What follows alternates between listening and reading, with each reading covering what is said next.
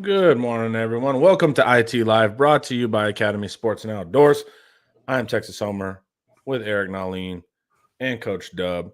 And Yeah. we are going to talk the combine, and also Texas is in a good spot culture-wise. And we have some leadership rising as well, which is always important in the offseason. So those are the topics of the day, guys. Eric, Yo, let's begin. So we have the culture, right? Here's the worry part, right? All these guys are going to the NFL. We'll talk about them later. You're going to need the culture to be strong, right? We're going to have to onboard a bunch of young guys. That's going to matter. So where are we at with Sark's culture? And I think in your article you said like the young guys don't know anything different. They don't know the dark decade prior. So how's that looking? yeah, I mean, leadership is just a lot like playing time. There's a depth chart for leadership, just like there is for when you're trying to get on the field. The one group departs, heads off to the NFL. Just as there's players ready to step up on the field, there's leaders ready to step up as well. Texas is in an exceptional spot right now with 216s, Arch Manning and Michael Taft. Charlie Williams helped me out with the article this morning. He's hearing the same things I am. Those two have really just taken the mantle up. You lose Quinn Ewers, Arch steps right in. Taft kind of continues his role, maybe even expands his role that he already has. Taft showed up as a leader already. He didn't carry it as a walk-on. He was a leader at Westlake. He got to Texas and already he was a vocal leader early on, very early on in his career. And he's just kind of become more and more so, more respected. The more plays you make, the more your team respects you, the players respect you. And he's kind of done a really good job of making sure that the older guys taking the younger guys under their wing.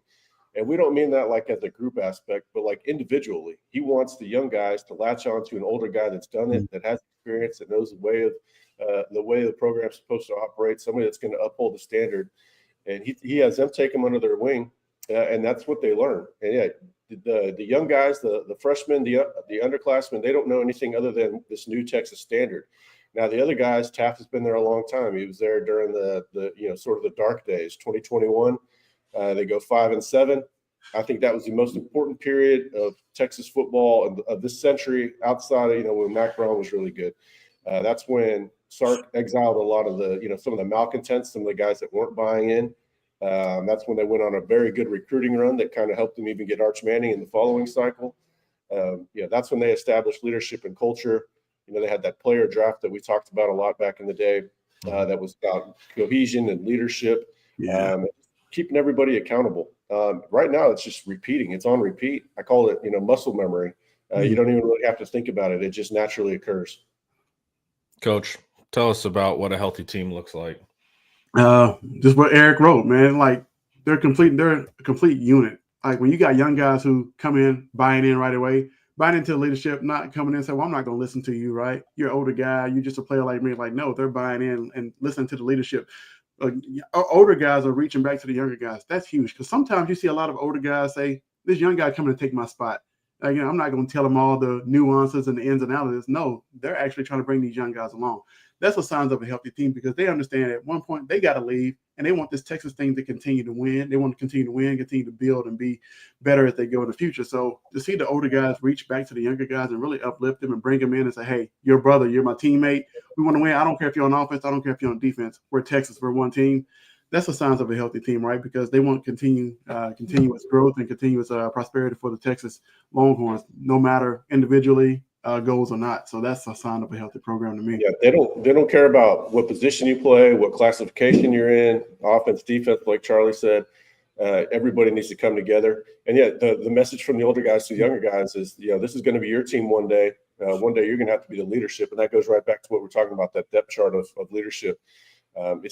Sark's got an assembly line right now, and the expectations are very high. It's very competitive behind the scenes.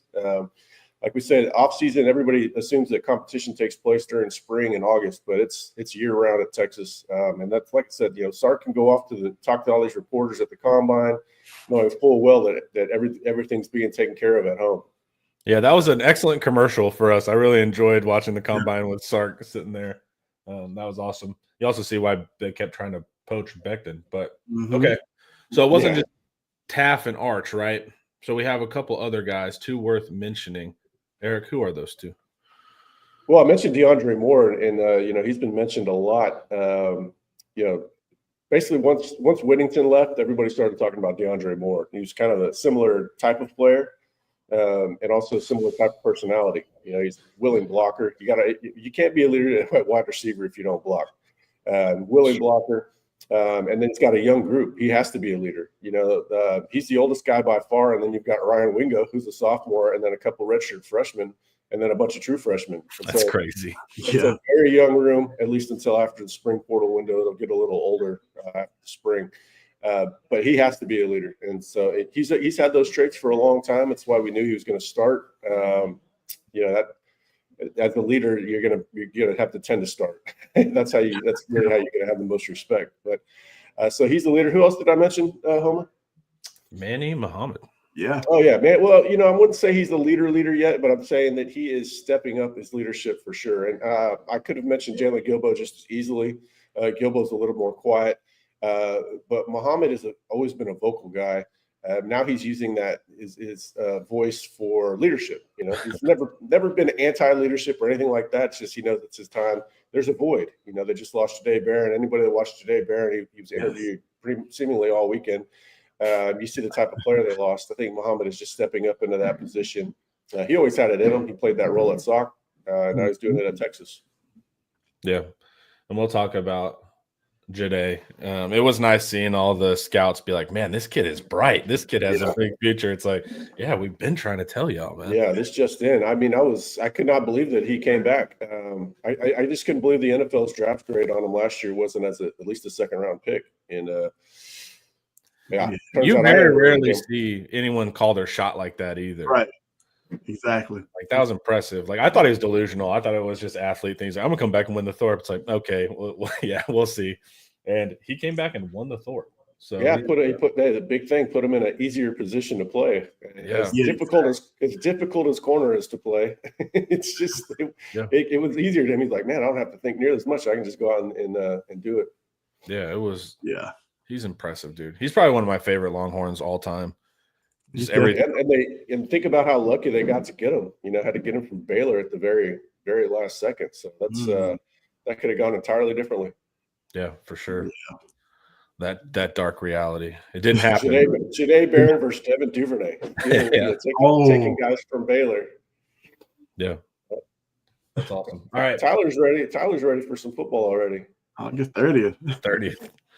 We can start those cheap social media graphics. Everyone's going to start doing 100 days out. Free posts every day. Man. Know what's coming. It's always funny. All right, let's talk combine, guys. I thought it was fun. There were some interesting things occurring. Let me pull up all teams here. There's a couple options. Lot of Texas coverage, right? It was an excellent commercial for the Longhorns. All righty. Let me zoom in here. So we have two options. You can look at it through like a next-gen stats lens or just like their typical one. We'll kind of look at both. So everything graded out. They have Quinn as the fourth quarterback.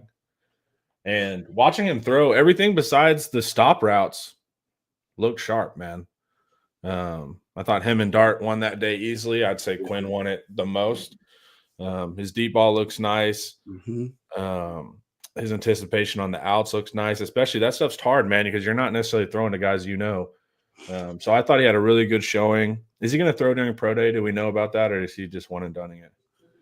I bet he will, because it's that's what really got him back on his upward trajectory. Yeah, he should lean into his strengths. I mean, throwing on air is going to be what he does, especially that mid-range game. Right. And like you just said, he's going to have better relationship with the wide receivers he's throwing to. At Pro Day. And I think Pro Day is March 26th for Texas. I'm not 100% certain on that, though. Okay.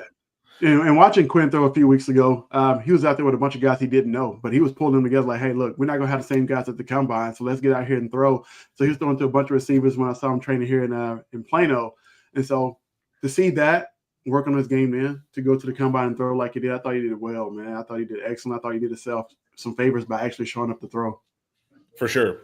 And he had good confidence, you know, like he had good command in the drills, which matters at the quarterback position.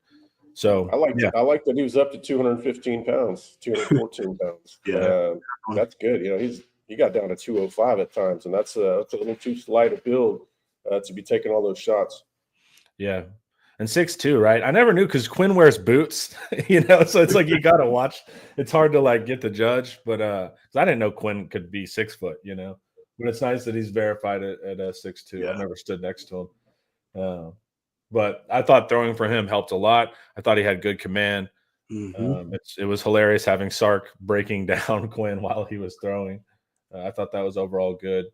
And I think, now we're here in the draft cycle, man. It goes every which way. You're the worst player, you're the best player. But it does seem like he's on an uptrend now, and that they're saying, teams are interested in him. Yeah, there was some good image rehabilitation for him this week. And it's that's where he's going to shine. He has to shine in that setting, otherwise it's he's going to continue to slide. So he had the weekend that he needed. Let's see if he throws at pro day. I bet he will. Definitely. Yeah, that's going to be fun. Okay, he can still claw his way into the first round. I mean, it's without a doubt. Yeah, it's not a very strong draft, man. So if you can just become quarterback 3, you're in a good spot. And it looks kind of like to this, like if you can out-interview Dart, then you have a chance because you guys are throwing about equal. Man, Dart's meltdown versus Florida. If anybody watched that Gators game, he mentally melted down. Yeah, that would have me. I'd be taking Quinn over him, just off that alone. Yeah. All right, let's look at the next gen stats, which I don't know what they measure, but let's see. I think Quinn's lower on this. Yeah, Quinn is lower. So Quinn's under Howard. Howard couldn't hit the broadside of a barn. Man. He got a bunch of cheers and applause, but man, he was missing throws all day long. Yeah.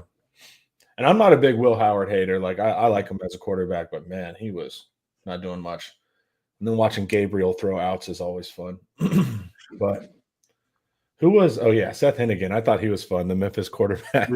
Ben Ryan, Texas kid, yeah. And he had Brady Cook was an athlete, man. He did all kinds of. He had the fastest 40, fastest shuttle, all that stuff.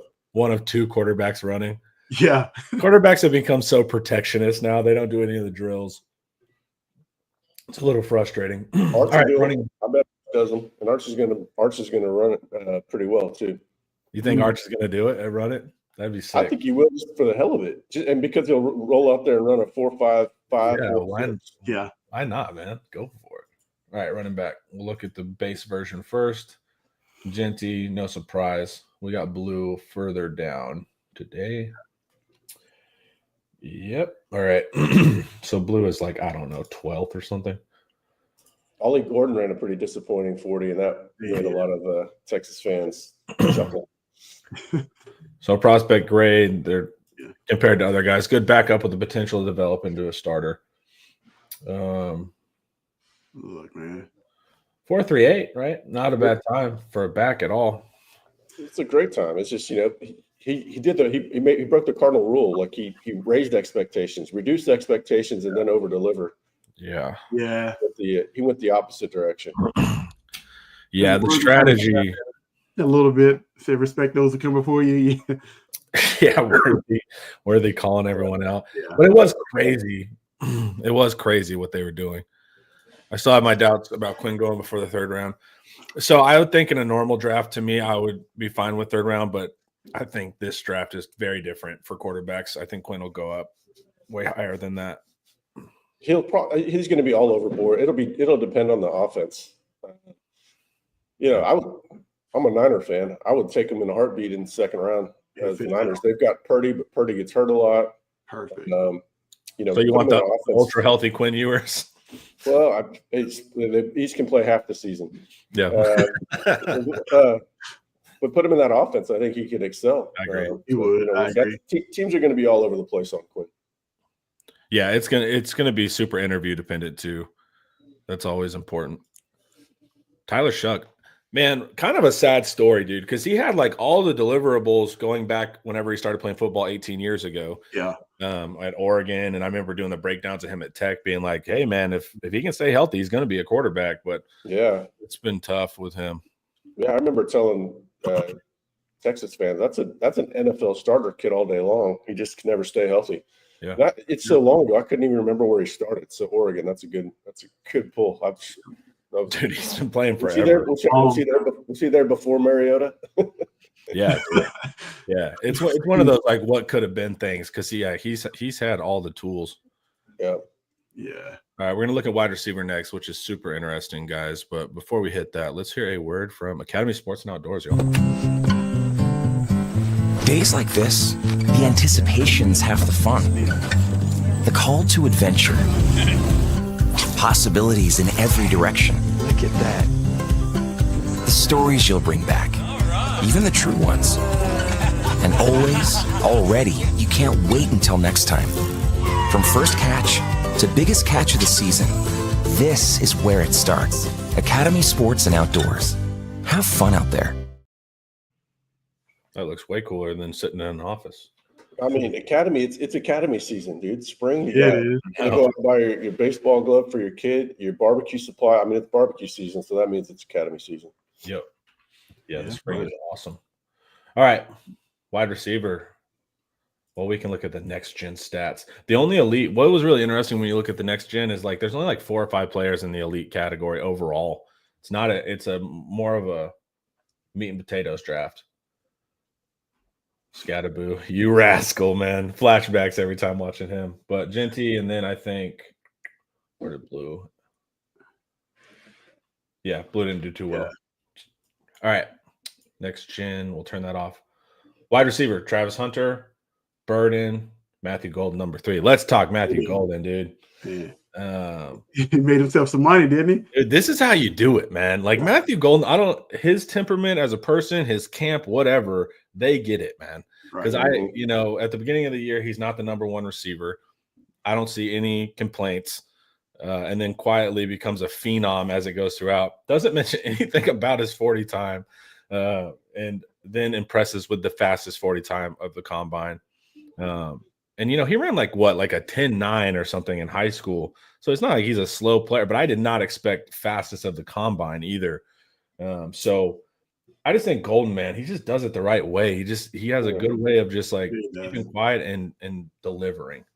I was paying attention last week, late last week. A source said it's going to be like Adonai Mitchell, where nobody's ever seen Matthew Golden run as hard as he can.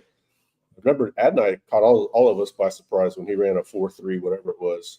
But yeah, Golden, we never really saw Golden take off.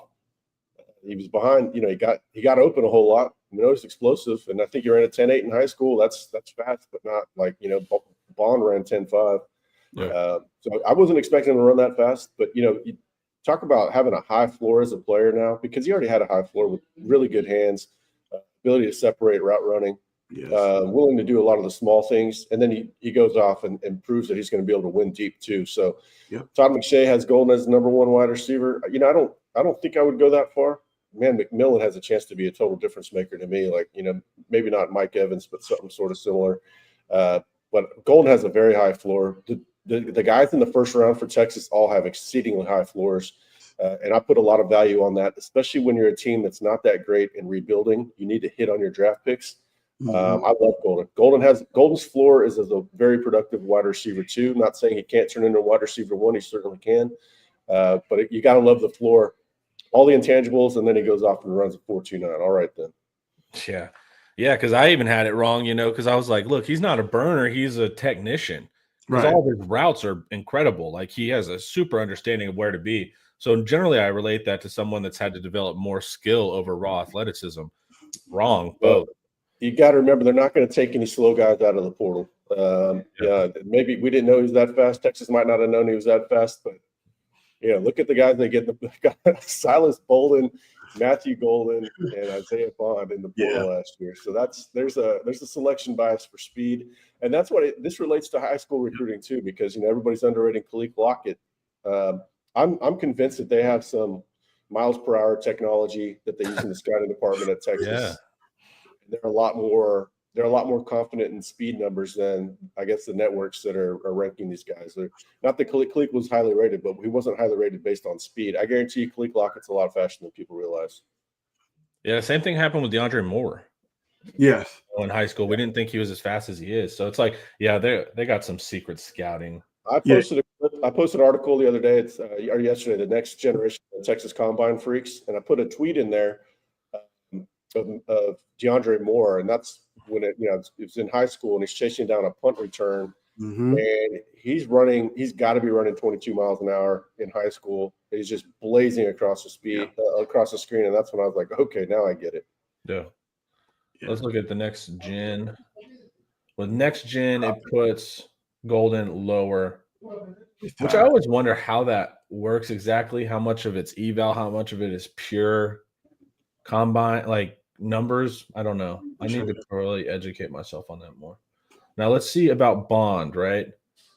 Bond with the unwise decision to hype a world record. It's just not. There's no win there. There's no win to be had there unless you hit it, which is not likely.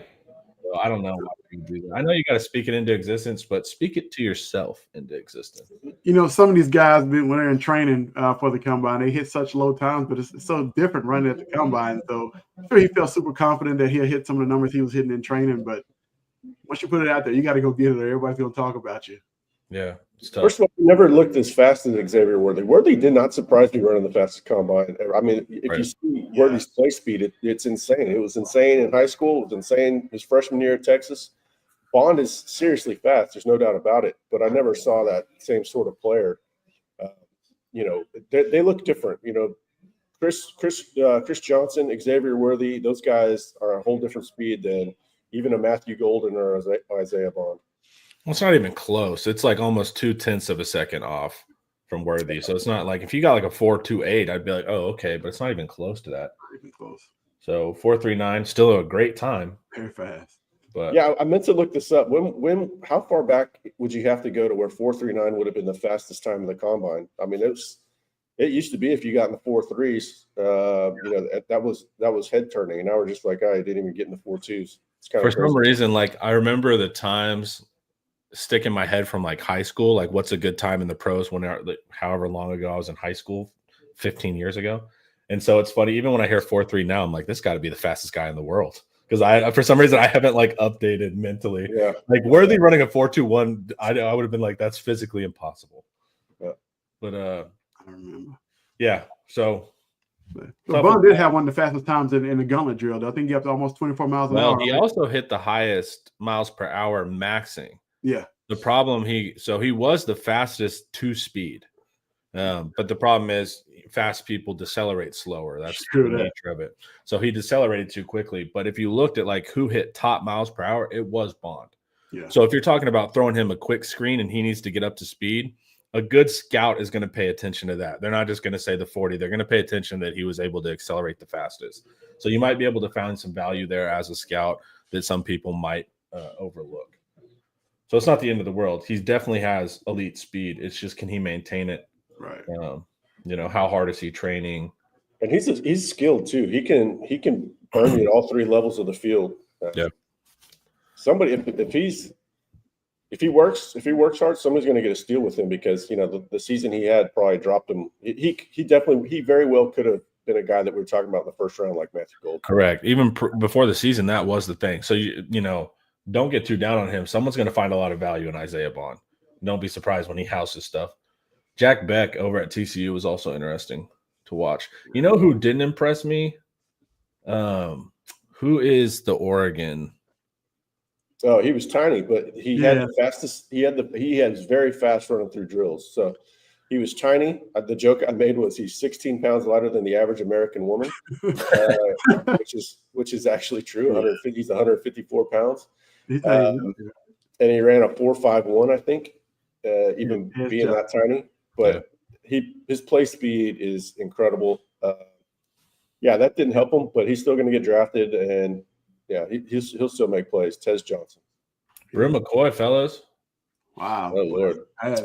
The one that really shocked me was Savion Williams. What did he run? Oh yeah. 4.48, 4.49 somewhere, maybe. For that size and that speed is crazy. Let me find him. Savion. Maybe off. Yeah, click on him.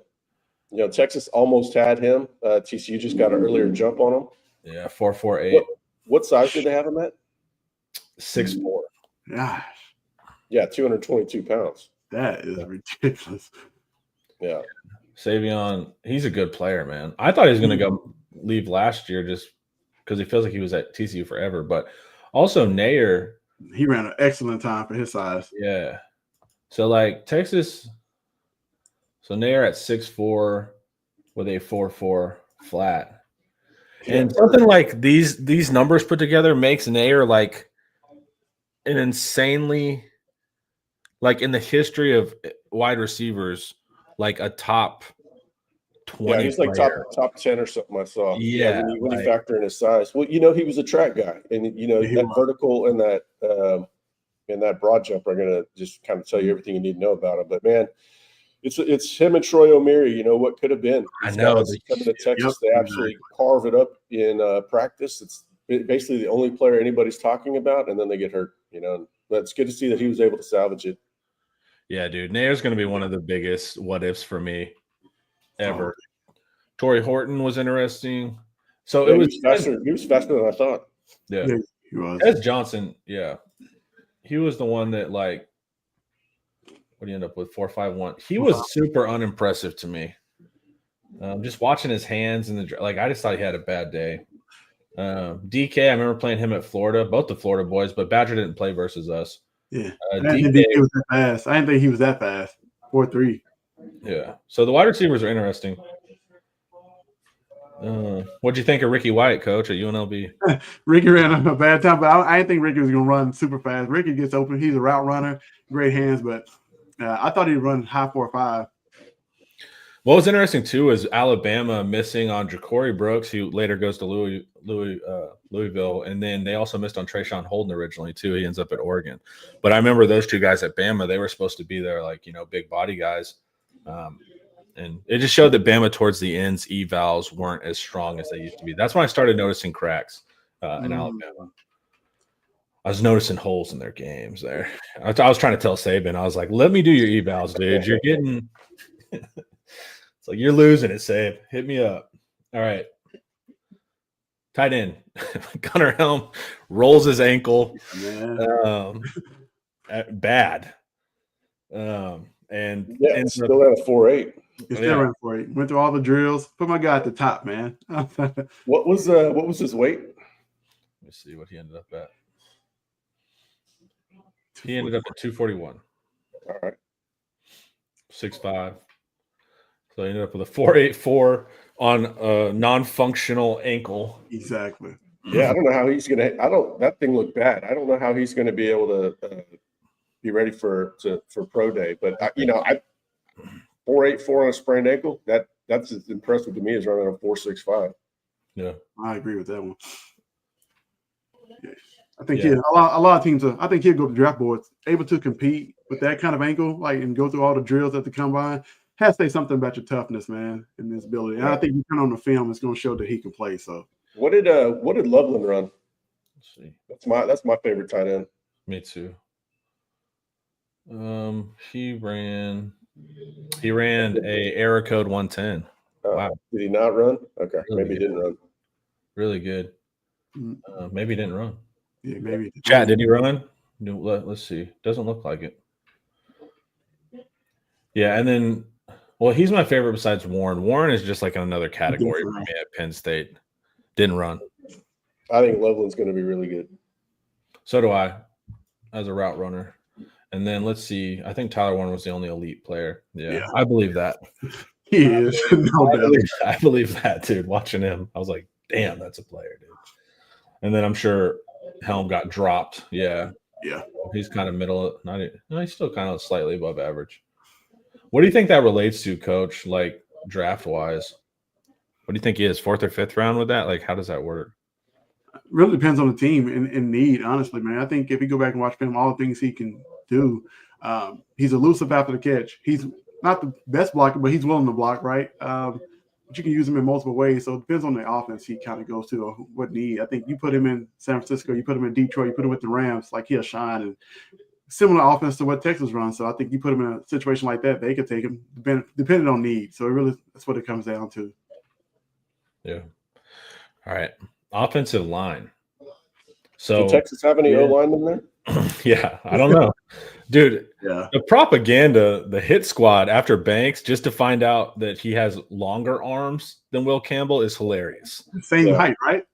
Yeah, it was. I don't know what that was about. Was someone trying to get a steal on old Banks there? But he's a guard. He's a guard. It's like, dude, he has better measurables than Campbell. Yeah, talk about This dude's a freak. The Missouri tackle. Yeah. Sheesh, dude. I didn't even really know he was like that. Hey, whoop, we got a special guest appearance here. Hey, congratulations. Congratulations on that. We're going to get to him for sure. He definitely improved his draft grade. No doubt about it. Love him. 4.91 at 3:30. Dude, when I watched him run his 40, it was legitimately scary. Imagine that guy running full speed at you. Yeah. Get him in front of you on the screen pass, man. You better duck. Get out the way. Dude, for sure. He's a player, man. All right, let's look at Kelvin. Verified 6'5". Yep. If you heard the whatever was going on, you would think he was 6 foot. 33.5-inch arms. Good. A little bit under average, but that's fine. He's got plenty of compensatory traits. Well, and even compared to Campbell, who's ahead of him, he's longer armed. Yeah. So it's like relative wise, he's got better measurables. 10 3/8. Big hands. Yeah, you got some mitts on him. 5'16", 1.79, 10-yard split, vertical jump.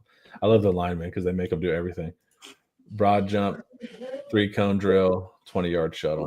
They got to get out of their stance, and that takes power. Vertical takes power too. Yeah. Broad jump takes power, so you know it's relevant to them. Yeah, but you just see like all the skill positions like purposely not doing everything, and it's the linemen that have to like prove their athleticism. It's funny. So the big Alabama guy did like 7'7", and I just laughed at that. Nothing.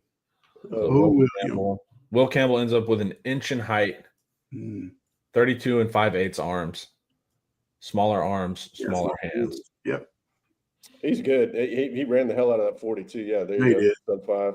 He's talented for sure. I don't know him as well as Banks. I'm just taking Banks because that floor is incredibly high, and it's it's high character kid.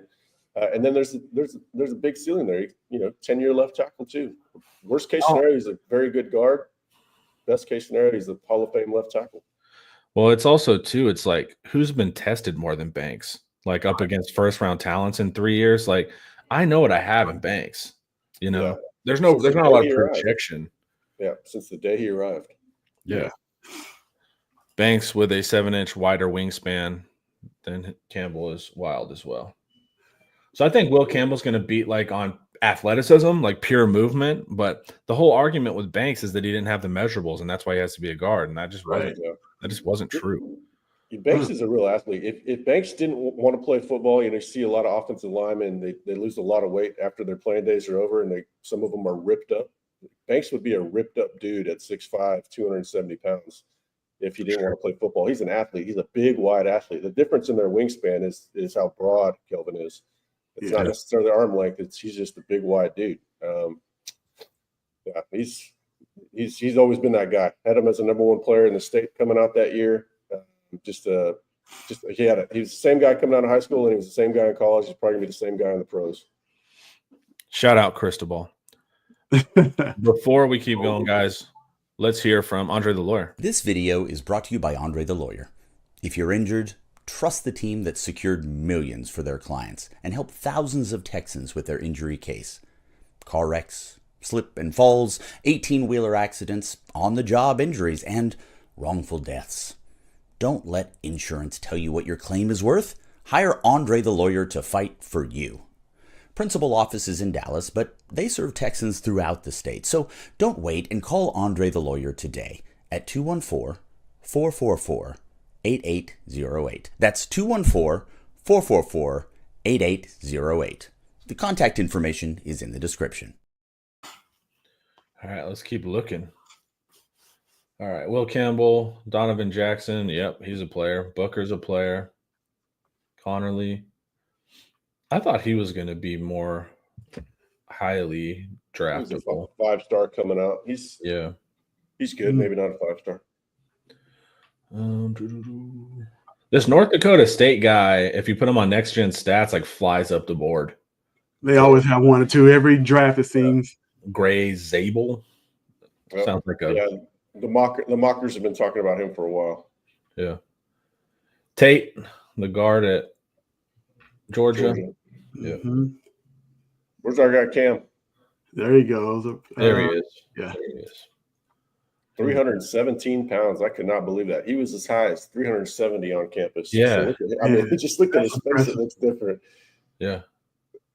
He looks different in the face. Look at the size of his hands. Good grief. Yeah, 11 over 11 inches. That's dude, he can play tennis. Oh, man. Yeah, That's 6'6" verified. Yeah. Yeah. Long arms. Yeah, you can see it. I mean, we all knew that he had the starter kit. Tape ain't there, but, Right. you know, it got a chance to get there. You know, you got to live the trend line that he's on, too. Like, you'd see him mature each year, which it reflected in his body getting better every year. So he's on a good trend line. He's barely getting started.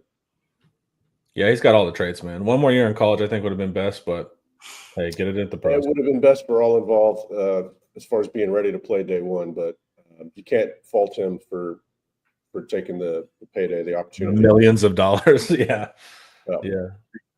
Yeah. I wasn't faced with that situation. So Yeah, sometimes you just want to talk about floor and ceiling. Sometimes you just want to secure your financial floor for life, and I don't fault him one bit for that.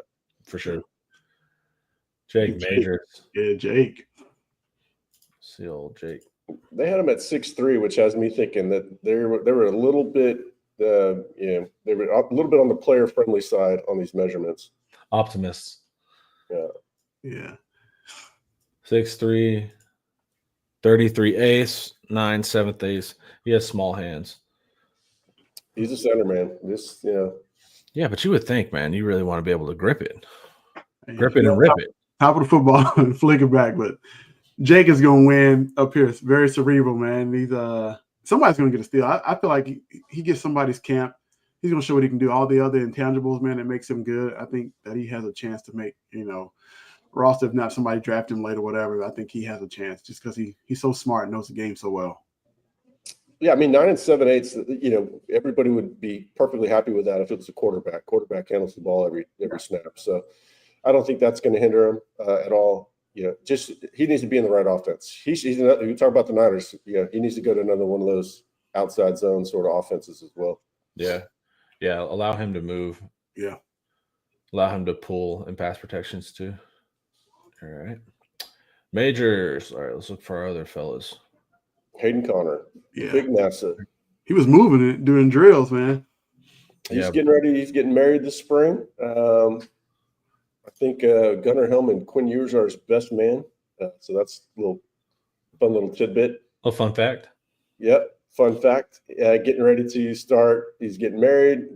Got a chance at the NFL. I think the guy could play center in the NFL. He's definitely on the taller side for center, but we've seen it before. That might be. See, his hands are actually smaller than Jake's. That's kind of crazy. Yeah, that's weird. That is weird. 6'6", 314. Better pass protector than run blocker. These are good. These are all good weights for these guys. It's not only did Becton have them in the right place. I think that they're clearly taking their work ethic and preparing for this because Hayden can easily weigh 340 pounds if he lets it go. Yeah. He did the cone. Did he run the 40? Apparently not. 20-yard shuttle. You want that shuttle typically for NFL offensive linemen. The good ones are usually under 4.7. I think I saw Banks was at 4.66 or something, but I don't think that's terrible for him. Yeah. Comparatively, they're not loving his athleticism on the next gen stats. But yeah, I wonder if he has the bend for center. That might be his position. Be fun to see. That's everybody from our offensive line. All right, let's get to Barron, man. I want to talk about Barron Sorrell. We've been talking about him for a long, long time, and he even impressed me or surprised me with some of his numbers. He was in the top 3 in a number of important metrics. The one and only Jahdae Barron. Number 4th. That's how you talk. 4th. Okay, Barron Sorrell, crazy brains. Oh, sorry. You want to Barron. Barron? My bad. So Barron is going to be mid-pack, I think. Here we go. 6.25 overall grade. Let's look at Barron. Athletic profile is better than that. Yep, way better. I was saying eventually it'll be a starter. That's what I look at. 6'3", 256, 32 and a quarter inch arms, 9 and a quarter inch hands. Arms and hands are a little bit. What happened over here, Barry? 4'6", 4'6", 4'6", the broad jump, 10-1. Hey, Yeah, good vert. Great 3-cone drill. Really good 3-cone drill. That's the one they look at. That's the one that they love. Pass rushers, dip, bend, flexibility, agility. Very, very good 20-yard shuttle. Those two are the money makers for him. 40's great, whatever. But it's a shorter path to the ball. 40 doesn't matter nearly as much. That 3-cone and that 20-yard. I think this guy's going in the third round. Well, if you look too at these scores, right? They're looking at the production score, whatever, but the athleticism score. yeah, he's killing. He's 8th out of the edges. Yeah, he's proven he can play the run. yes, Probably more so that he's proven that he can get after the pass rusher. But the athletic profile shows somebody that has more pass rushing upside than we probably saw at Texas. The position he played at Texas, had he played the Colin Simmons position, we would have seen more pass rushing production out of him. He played a tougher position as far as, you can't just pin your ears back playing jack outside linebacker like you can playing buck. Yeah, he has to be ready to set the edge. So I'm excited to see what team drafts him. yeah.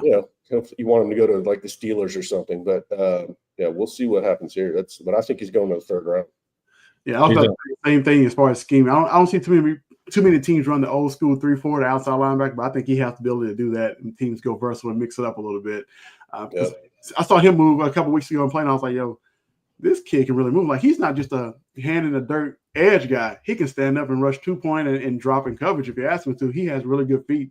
He can move for his side. You saw him kind of go through the drills, how nimble and swift he was. The W drill. I was like, okay, Sorrell, he got it. So we'll see what team he goes to.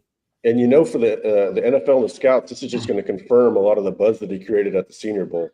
So you talk. Nobody's helped themselves more in the last month draft wise, probably than Barron Sorrell. Yeah, I think he goes in the third round. And then, again, like all these guys, you hope they go to the perfect fit. Dude, he was killing dudes at the Senior Bowl. He was embarrassing guys.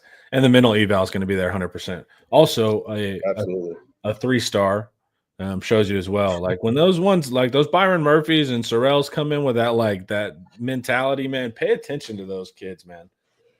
It matters because those guys weren't highly ranked and they did not care about that at all.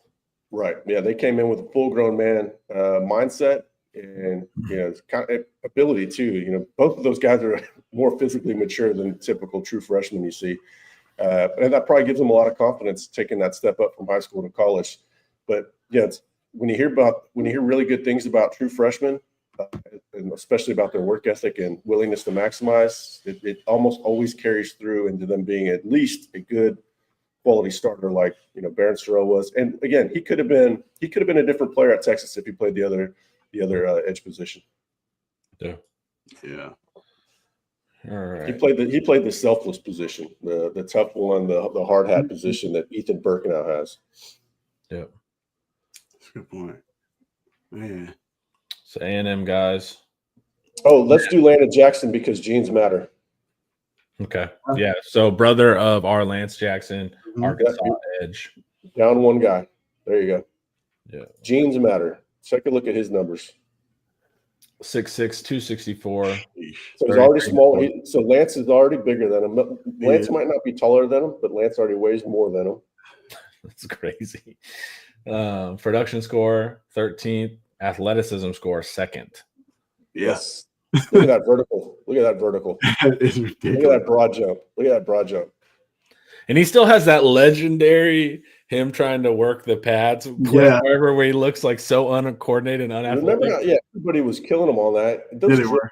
Some kids haven't been doing those drills since they were 5 years old. Correct. They learn them. He looked awkward and gangly, but it's also a reminder of how important physical development is, getting stronger, getting much more in control of your body. This is something we talk about with Spencer Shannon. Spencer Shannon is tall and long. You got to get strong and get in control of your body. Yeah, that's what Landon did. 40-inch vertical jump. This at 265 pounds. That is ridiculous. Yeah. And that's what Lance is too. That's why, Lance obviously should have been a 5-star. He ended up being a 5-star. Yeah. But you love seeing that as just further information on what to expect out of Lance Jackson. Well, I There we thought go. he's the perfect example of athleticism and skill. So Landon's always had the athleticism. You saw in the bag drill that these athletes still have to develop their skill, which he did. So there's a difference there. Just because you're athletic doesn't mean you have the skill yet. You have to work on it. Call your shot. Is Lance going to be better than Landon? Yeah, absolutely. Yep, no doubt about it.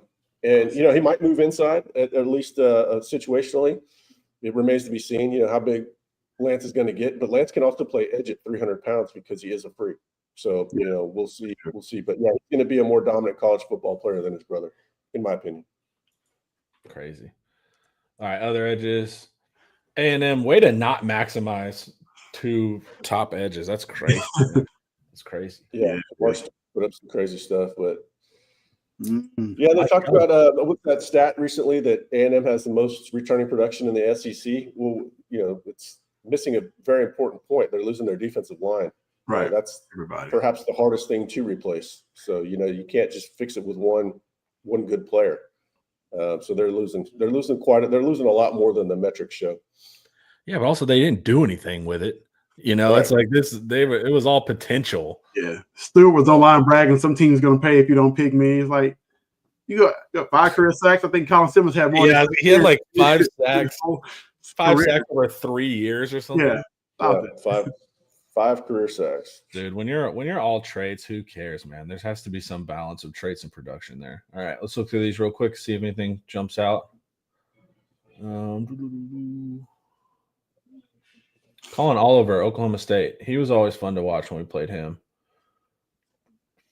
Ethan Downs, Oklahoma, like one of their 3 guys, I think, that were invited. He had the most reps on bench. He had 32 reps. Yeah, he had good. Well, I only see them hyping him on Twitter, but he had good athleticism score. Yeah, better than I thought. Yeah, wasn't bad. All right, let's continue from defensive end to tackles. Walter Nolan. Yeah. Mason Graham, who we faced, of course, Kenneth Grant. Yeah. It also shows you that defensive line doesn't matter if your offense doesn't exist. Because Michigan had 2 incredible interior guys. You need the whole picture. Alfred Collins. There we go. AC. So this is what was not great. His athleticism was 35th. I didn't expect that. No. Alfred is the starter kit for Alfred is probably what he's still living off of. What were his reps on bench? I don't know if it tells us. No. Didn't do it. Yeah. Man, if you're 320 pounds and you don't want to bench, and bench doesn't matter all that much, but it's sort of a barometer of how hard do you work. Right. A 320-pound man should be itching to get under the 225 pounds and throw that up 330 times with relative ease. But yeah. So there's a reason that he was a 5-year player. Really had a 3-year player upside. He had first round. He had first round upside when he was coming in. It's just if he would have locked in. Yeah, he had the starter kit. Yeah. Right. What did he weigh? 332. 332. Yeah. Okay. What did Vernon Broughton come in at? 311, I think. Yeah. He's over. He comes in overweight. Yeah. So. Yeah, could have done better. Just too inconsistent. Definitely. On to the next guy. Yep. Vernon's Jamari Caldwell. That was the Houston DT we could have got that Oregon went out on. There you go. That wasn't really Texas's fault or NIL's fault. It's kind of an admissions thing. Cool. I like to hear that at least. Vernon Broughton, 6'5", came in at 311. 35-inch arms. Yep. He doesn't have any scores, so I don't think he did anything, did he? No, according to them. How do you even rank an athleticism score test without numbers? No, I think I thought I saw numbers for him. Okay. I don't know. Could be wrong. Anyway, long arms, small hands. Can't lose. I think that's the say. Oh yeah, he had the hip injury. So he's probably going to be a pro day guy. Yeah, pro day. Yeah. That's a good weight though. That's a good weight for him. Yeah. The scout. The only thing what did the scout not like? Lacks girth in his lowers with thin calves. That's what Paul has been harping on for like 3 years. It was just funny. It was the first thing because Paul has been obsessed with that. He's like, he needs more lower body. He needs more lower body. I was surprised Stackhouse was this low because he felt much more scary when we were playing him at Georgia. Lineman in assignment. Does his job well for what Georgia asked him to do, honestly. Yeah. Cool. Let's see. How many? I didn't feel like the DT class was crazy. Yeah, there's no elite. Like, I feel like there's good top depth, but there's no, like, elite defensive tackle. It's interesting. We did not have any linebackers, but Jalen Walker, I believe that personally that he would have to play. Yeah, his tape at the draft is going to be all October 19th. Yeah, they had Smile Munden from Georgia as well, who we didn't face the first game and faced him the second game or whatever. Jihad Campbell out of Bama. I remember watching him, hearing about him a year ago when we were playing Bama. Linebacker's going to be a lot more interesting for Texas next year when Anthony Hill is doing stupid stuff at the combine. He's gonna run and test well. He's gonna do all that. He's gonna run a 4.5. Oh God, Danny Stetson. He ended up with a pretty good. He had a good showing. He's also a psycho linebacker. So it's like you're getting you're getting one of the true old school linebackers here. But you are. I did not expect 4.52. I didn't see it, but man, God Lord, he can move. Yeah, he's more athletic than I realized. Wonder why he didn't broad jump. But yeah, he's got the mental eval. I mean, he's a linebacker's linebacker, that's for sure. Woody. Nick Martin at Oklahoma State. Yeah. Remember when he chased down Worthy from behind? He's a true guy. That kid was an athlete coming out of high school, did a little bit of everything, played running back. It's good on him. Yeah, he was. I remember when he made that play, I was like, I didn't even know you could do that against Worthy. But linebacker, like Eric said, that's a next year thing. Yeah. Here we go. Yeah, let's get to Jade. I was trying to get to him earlier. I was so excited for him. All right, ranked 4th. But I had no problem taking him wherever. Yeah. 5'11". Yeah, one of the highest floor players in the entire draft. Dude, he's gonna be a all-pro safety. You know, it's like our corner, more honestly safety too, but corner. He's gonna be the leader of your team in 10 years. He's gonna be the one welcoming new guys in. You're not gonna want to trade him. The locker room's gonna be there, and then of course you'll see here next gen stats 90. He is an elite player. Yes, and there's only like 4 or 5 in this whole draft according to next gen stats. So, man, 4.39. Runs a great time. And Eric's been saying this. And I remember last year I was frustrated. I didn't even know he could play corner because I always just pointed. Brendan Presley was having a fun day at slot versus Jade versus Oklahoma State. Now, Eric didn't help me out and let me know that Jade was hurt. So that period I thought he was just getting cooked. But Eric has been saying, like, look, man, he's faster than you think. He's going to impress. And sure enough, he did. So, like I always said, he didn't move to star because he couldn't play corner. He moved it to star because he could play corner. They wanted a third corner, and that was a very, very tough job. He's been a baller. That 2022 year, at 11 tackles for loss, just physical, smart, fast. I predicted 4.45. He went well under that. Complete player. Dude, the mental eval is through the roof. He holds courts in those interviews. He's the only player I've seen that interviews the media. He'll ask you questions back. He was doing opening statements at SEC Media Day. Man. Dude, he comes out with his water bottle, make sure it says. He's got the Coke deal. Like, dude, he's incredible, man. Development on and off the field at Texas, right? Dude, he's Yeah. awesome, man. Like any team that gets him is going to be lucky to have him. Hands down, he's going to be incredible for your locker room. Let me answer this real quick. Eric, what would you say if Sorrell was taken in second? I'd be all about it. I'm a Barrett Sorrell truther. I tend to think it's going to go in the third round. I think arm length probably doesn't help him out as much as it could have, but I would take him in the second round.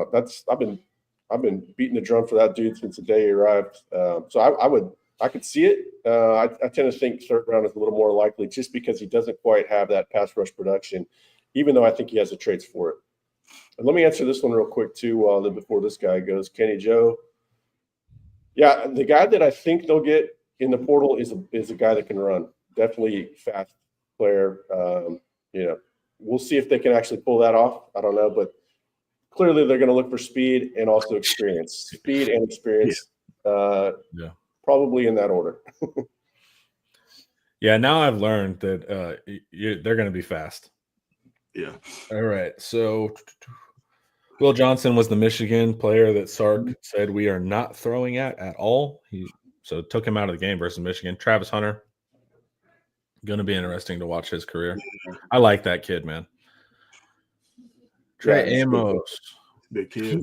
So he was Louisiana to Bama to Mississippi, I guess. Yeah. Interesting player. Man. Kobe Bryant talks a lot faster than he ran, I think. Yeah, I was shocked by that, man. He's still a fun player, dude. Like he smacks guys. But yeah, he's good. What did he weigh? He had to weigh like 170 pounds. He's a stick. Small, right? Yeah. He's a 180. Oh, 180. Dang. But yeah, he ran like a 4.53. What was the shuttle? Go down. What was the shuttle? No, a 10-yard split. Okay, yeah. 1.56. He's an athlete on tape. He's the guy that picked six Texas in 2022 when they lost that absolute shootout to Kansas. Kansas got its second win. I'm sure everybody thought when Texas went 5-7, losing to 2-10, Kansas would be at this point talking about 14 guys at the NFL Combine. Huh? That was devastating. But yeah, he's a good player. I would welcome him on my team at the right draft slot. Dude, if you want to see his ceiling, watch him versus BYU, not last year, but the year before. He was a menace, dude. He can play. And he's also like, he's 4.53, but he's going to be talking so much noise. Like his game's going to be super mental. He's going to make wide receivers furious. Yeah, you're going to slow down because you want to hear what he says. Yeah. All right. You're going to slow down because you're going to want to get into the jam with him because he's going to make you so angry. Let's get to our guy Makuba because I don't even think I saw the numbers. I saw he was a little bit slighter build. We knew that going in, right? How much did he weigh? 186 pounds, maybe. Weird. Jabbar Muhammad, like lowest grade. I thought that was interesting too. Weird. All right, let's get to the safeties. That South Carolina safety's a freak. Man, South Carolina got a ton of players like that. Yeah. All right. Makuba. Yeah, South Carolina has these weird athletes. Every year. 5'11", 186. Oh, Athleticism score 12th. Production score 5th, I believe that. So overall 4th. 4.45, 1.53. Yeah. Very good. I can see him playing nickel in the NFL. I know he played it some at Clemson. It wasn't his best football, but you kind of have to wonder about other factors around him. But I could see the NFL taking a look at it. That's not very big for safety, but, man, he's really good in coverage. Smart too, man. Very smart. He reminds me of the old school Devin McCourty's, Deron Harmon, the ones playing the Patriots, kind of moved all around and played different spots. Like real smart, going to have a very long NFL career, man. And I love McCourty, what he can do. Yeah, McCourty was favorites. Remember that Clemson game? That Clemson game was basically personified by portal pickups. McCourty had the game-sealing interception. Golden had the game-saving touchdown. Trey Moore had a good game. Yeah, there was just a lot of portal guys in Makuba. Man, they got everything they wanted to get out of him, bringing him home from Clemson. Yeah, that was a huge pickup. All right, Malachi Moore, tough go. When the Vandy lost, he was devastated. Oh yeah, Keaton. He had a Weird, good time. lowest. Weird too. Is it a production problem or athleticism problem? I wouldn't think it would be an. Well, athletic. he had a was really gonna say. fast miles per hour. Yeah, he ran. Yeah, so it's his athletic because I was like, his athleticism has to be Off awesome. the charts. Yeah. So what do you end up? 202, 5'11. Hey, go down, look at that. That shuttle is exceptional. You're talking about damn near 4 flat. That is really, really good. And you can see why if you were calling him an NFL athlete, Yeah. I don't know why they ever moved him from cornerback. They should have kept him at corner. Head spun a little bit too much when he was at safety. Yeah. I mean, if you can't play corner with that athleticism, there's something wrong. Yeah. And he tested everything, which I also like. So I don't know why he's getting dinged like that. I guess it's just production score. They didn't like what he did in Nevada or something, but Are they factoring in some PFF stuff or what? I guess because it's like, let me see what the next gen stats say about him. I've got to get going. I've almost expired my You're prepaid. amount of time I can stay in a McDonald's.